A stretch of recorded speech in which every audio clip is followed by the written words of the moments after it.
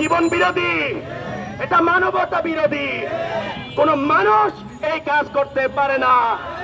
তাই আজকে এখান থেকে আমরা দাবি জানাচ্ছি তোফাজ্জল হোসেনের হত্যাকারীদেরকে দ্রুত সর্বোচ্চ বিচারের আওতায় আনা হোক। বন্ধুরা আমার, আজকে আপনাদেরকে সর্বশেষ এই মেসেজটুকু দেব। ইনসানিয়ত বিপ্লব স্টুডেন্ট ফ্রন্ট, আমরা আল্লামা ইমাম হায়াতের নির্দেশে এখানে দাঁড়িয়েছি। আপনার জন্য, আমার জন্য, সবার জন্য দাঁড়িয়েছি। ক্যাম্পাস ভিত্তিক সরাসরি দলীয় রাজনীতি চলবে না, দলীয় চর্চা ক্যাম্পাসে চলবে না, দলীয় শোডাউন। আমরা যখন ক্লাসে থাকি একটা শোডাউন দেখলে মনের মধ্যে আতঙ্ক সৃষ্টি হয়। কি জানেননি? শোডাউনের স্লোগান ধর ধর, অমুক ধর, ধৈর্য ধৈর্য জমা কর, অ্যাকশন অ্যাকশন ডাইরেক্ট অ্যাকশন, রক্তের বন্যায় ভেসে যাবে। কি সুন্দর, কি মানে কি স্লোগান দেয়। আর আমরা বলছি সব মানুষ ভাই ভাই, সব মানুষ এক মানুষ, এক মানুষকে হত্যা, এক মানুষকে বাঁচানো। এই স্লোগান যদি ক্যাম্পাসে হয়, প্রত্যেকটা শিক্ষার্থী মানুষ হয়ে বের হবে।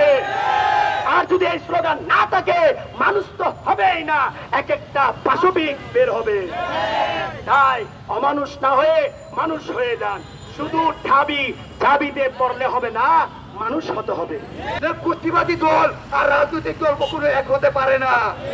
কৃষক সমিতি দল হতে পারে, কৃষক সমিতি দল হতে পারে, বিভিন্ন শিক্ষক সমিতি দল হতে পারে, ছাত্র সমিতি দল হতে পারে, কিন্তু রাজনৈতিক দল হতে পারে না। বাংলাদেশে যে দলগুলো আছে, এ দল, বি দল, সি দল, ডি দল নামে যতগুলো দল আছে, আমরা পৃথিবীতে চ্যালেঞ্জ করে বলছি যে একটা দল রাজনৈতিক দল না।